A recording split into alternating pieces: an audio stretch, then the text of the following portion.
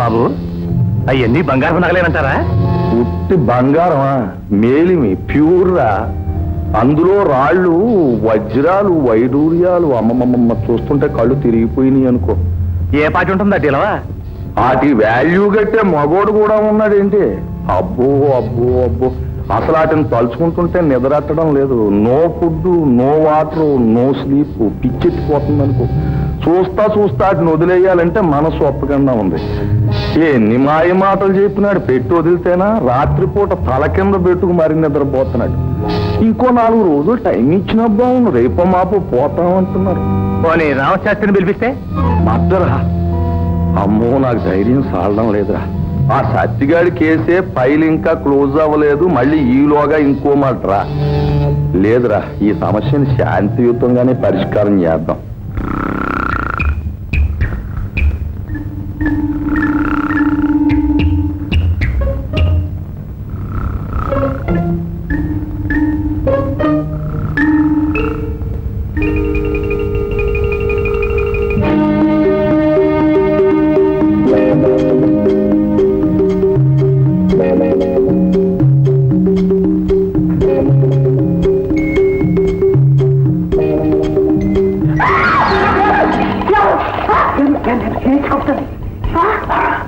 ఇప్పుడు సరే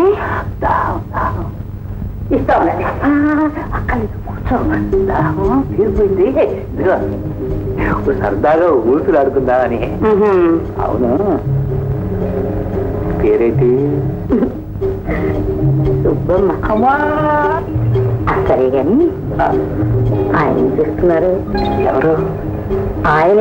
అబ్బా, మళ్ళీ ఆయన ఎందుకు? నేను ఎందుకు వచ్చానంటే, చెప్పండి.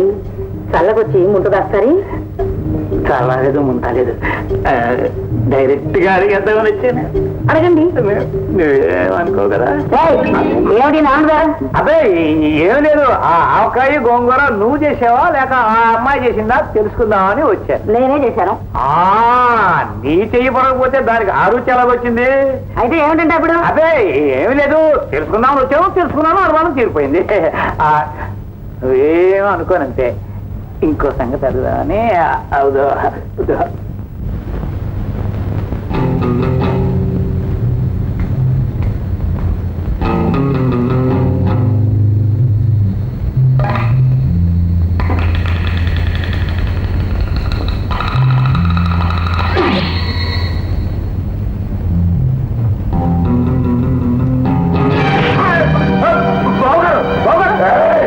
ఏముందా? నేను రుద్రేన బాబు గారు, రుద్రేనే.